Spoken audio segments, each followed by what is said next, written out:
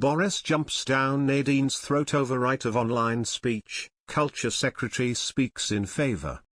Boris Johnson has delivered a slapdown to Culture Secretary Nadine Dorries after she complained that she cannot air her right-wing views on social media without being challenged.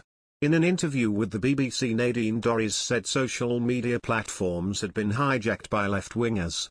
She urged people to stop voicing their judgments and engaging in criticism, arguing being challenged was making people afraid.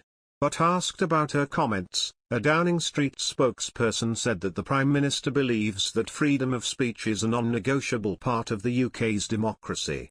Ms Dorries, who has previously lashed out at left-wing snowflakes, told the broadcaster, "I think we just need to tone down the condemnation and the judgment, and evaluate and engage a little bit more than we do. I think social media probably contributes a lot to this.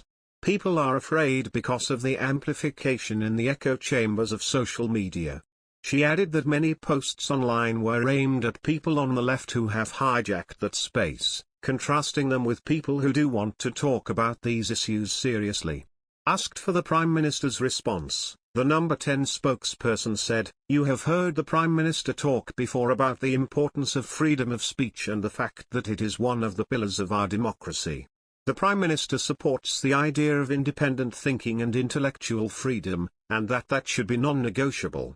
In the last week, the Culture Secretary was caught publicly ticking off the BBC's political editor for reporting criticism of the government.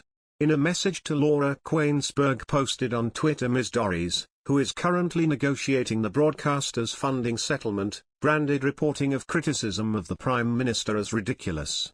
Ms Dorries' previous comments on the arts were revisited when she was given the culture brief during the reshuffle in September, particularly her 2017 lament at what she perceived as the impact of left-wing snowflakes on culture.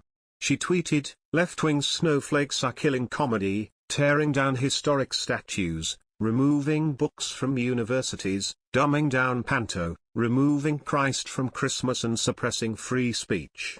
Sadly, it must be true, history does repeat itself. It will be music next."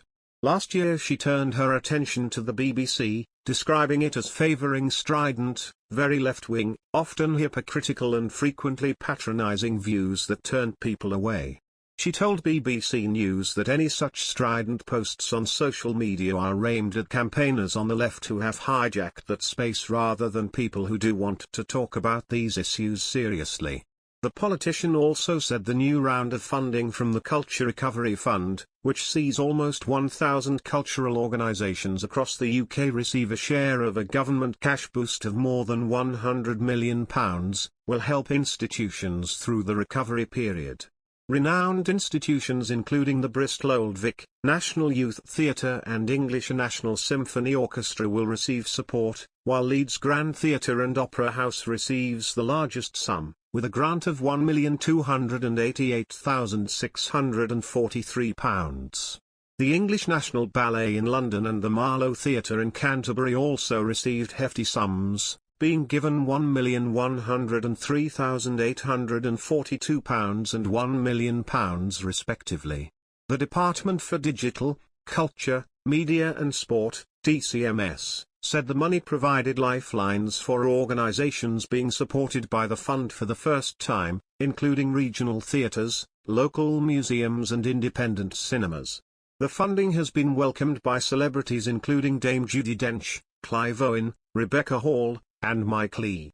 The DCMS said £30 million would be paid to theatres to provide vital continuity support and keep doors open for pantos and other plays over the Christmas period.